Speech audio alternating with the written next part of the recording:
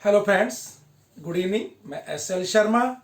दोस्तों, आज मैं फिर आपके सामने अगेन एक सुप्रीम कोर्ट के गाइडलाइन के बारे में आपको मैं बताने जा रहा हूं। ये बहुत ही महत्वपूर्ण विषय है। 6 नवंबर 2020 को सुप्रीम कोर्ट ने एक फैसले में SC ST समुदाय से संबंधित एक केस के फैसले में सुप्रीम कोर्ट ने गाइडलाइन एडवाइजरी जारी की। यानी कोई जो फैसला सुनाया उसके बारे में मैं आपसे विस्तार से मैं आपको जानकारी दे रहा हूं। दोस्तों, दिनांक 6 नवंबर 2020 का दिन सुप्रीम कोर्ट के जो फैसले का दिन है, इसमें SC ST समुदाय के व्यक्ति को जानबूझकर प्रताड़ना नहीं हो तो SC ST लागू नहीं होगा। यानी चार दीवारी के भीतर कमेंट्स अगर कोई करता है या किसी का अपमान करता है या जाति सूचक शब्दों का इस्तेमाल करता है जिसकी कोई गवाह नहीं है, तो ये इसके ऊपर ये एक्ट लागू नहीं होगा। दोस्तों, मेरा आपसे एक अनुरोध है, सम्मान सभी का करो, किसी की जाति को आप छोटा मत सोचो, किसी को जाति सूचक शब्दों से संबंधित मत करो। लेकिन आज मैं इस SC एक्ट के बारे में बात कर रहा हूं। जो SC ST एक्ट है, इसका लोग नाजायज गलत इस्तेमाल भी कर रहे हैं, अपनी दुश्मनी निकालने का भी इस्तेमाल कर रहे हैं। तो इस एक्ट में सुप्रीम कोर्ट ने जो कहा है, यानी घर की चार दीवारी के भीतर अनुसूचित जाति और जनजाति के व्यक्ति को डराना या अपमान SC ST एक्ट के तहत अपराध नहीं माना जाएगा।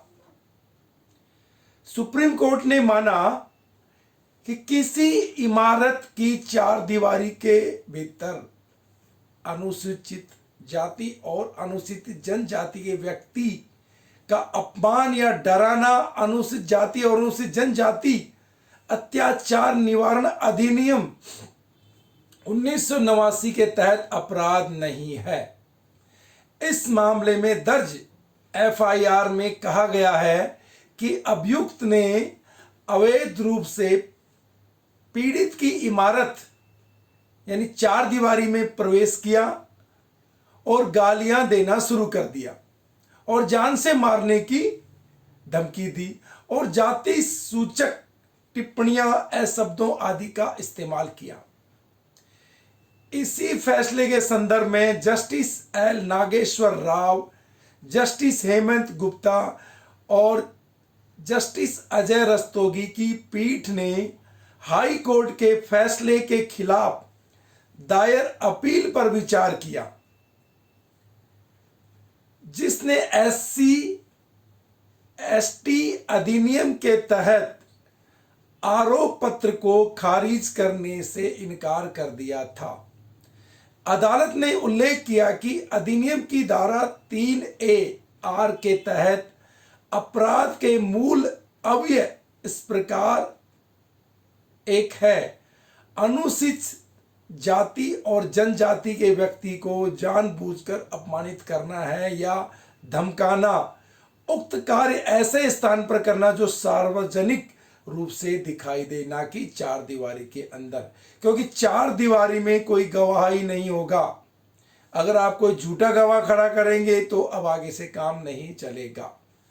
कोर्ट ने स्वर्ण सिंह व अन्य बनाम 2008 8SCC 435 का जिक्र किया, जिसने कहा था कि यदि इमारत के बाहर अपराध किया जाता है, जैसे घर के बाहर लॉन में, और उक्त लॉन को सड़क या बाउंड्री वॉल के बाहर गली में देखा जा सकता है, तो लॉन निश्चित रूप से सार्वजनिक रूप से दिखाई देने की जगह होगी।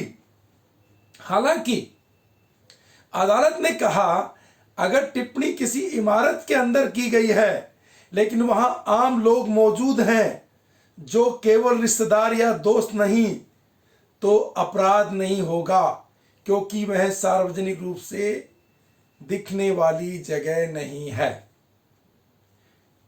दोस्तों, पीठ ने कहा कि एफआईआर के अनुसार सूचना देने वाले को गाली देने का आरोप उसकी इमारत की 4 दीवारी के भीतर का है।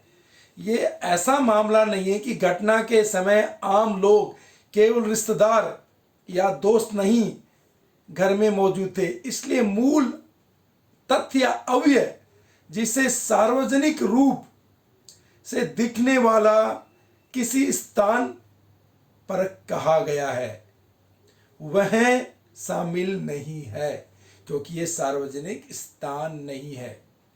आरोप पत्र में संलग्न गवाहों की सूची में कुछ गवाहों के नाम हैं, लेकिन ऐसा नहीं कहा जा सकता कि इमारत की 4 दीवारी के भीतर मौजूद थे।